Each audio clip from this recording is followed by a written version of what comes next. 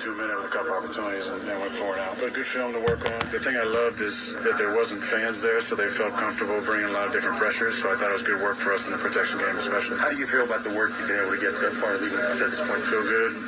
Conditioning-wise, body feels good. It's been a good camp. Aaron, has there been a more concentrated effort to get Roman more involved, and what have you seen from him as he progresses? I think he's improving, every day. You can't skew the results from the details. Look at his game the other night. He made a couple splash plays. We're going to coach him hard. His receiver coach, Art, myself, on the details, because the details are what make the difference. Even though he had a couple big plays, there's some room for improvement there. Wouldn't say anything if we just thought he was just going to be a guy.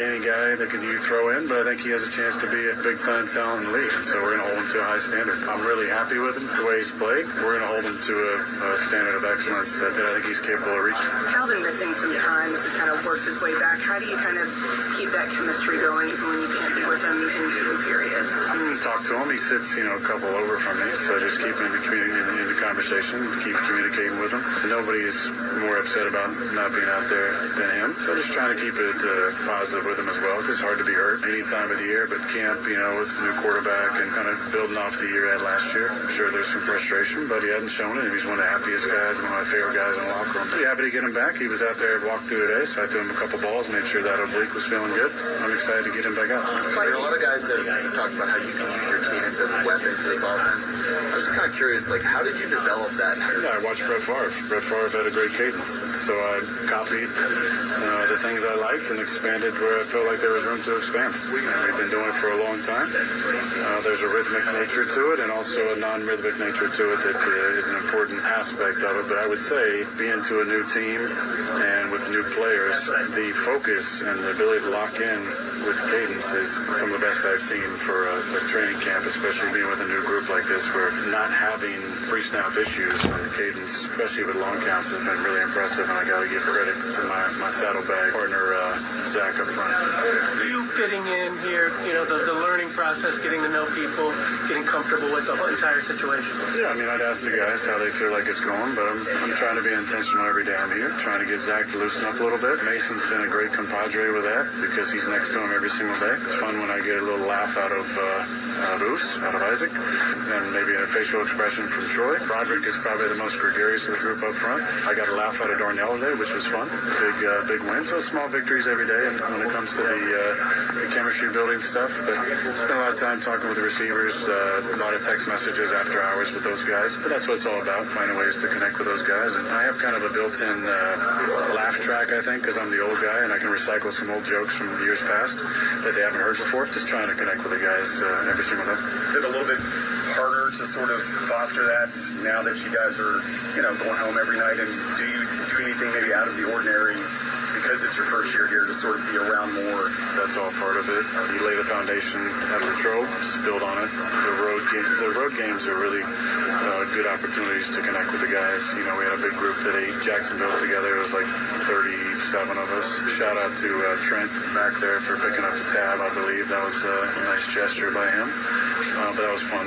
We had like 4 different tables, but there's like 12 or 13 guys at our table. So, and then, guys hang out snack time or after snack. And those are good opportunities. So we'll try and make the most of this trip as well. Trent is TJ Watt. That's the first person inside the Steelers I've ever heard say that about him, to call him that or just bust his balls. That had to be done like on a dare. Somebody said, hey, if you can work TJ Watt's real first name in. Trent Jordan. Not Timothy Jimothy, as many people thought it was. Jack, did you know that TJ Watt's real first name was Trent? I did know that. It's Trent Jordan, isn't it? Yeah. Well, you cheated. I just said that. You can't get anything by him.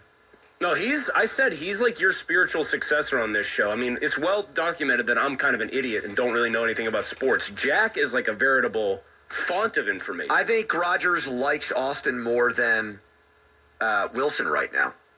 There was a lot of, I think, kind of tough love, constructive criticism in what he said about Wilson. He did talk him up as a big-time talent, but he said, let's not let the results skew the details.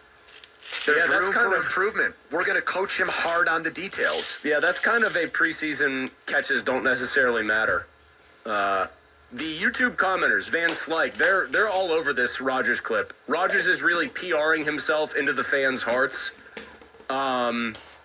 Brent said Rodgers loves talking too much to disappear after his career. Jason, Mason is a, quote, great hombre. I think he let out too. I think he spilled the beans on what Austin's injury was. I don't think anyone else has said that. He said, I needed to test his oblique. Tomlin doesn't talk about injuries right now because he doesn't have to.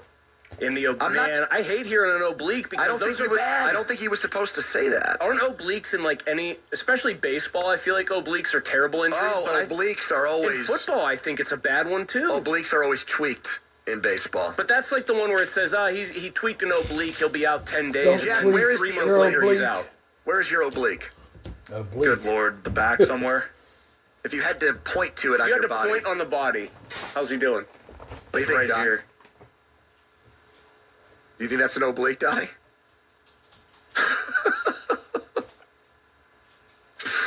Donnie says close Is enough. the oblique something that we used to talk about in other terms? You know how like a separated shoulder suddenly became an AC joint sprain or something like that? Do you think there was a more scientific term for oblique?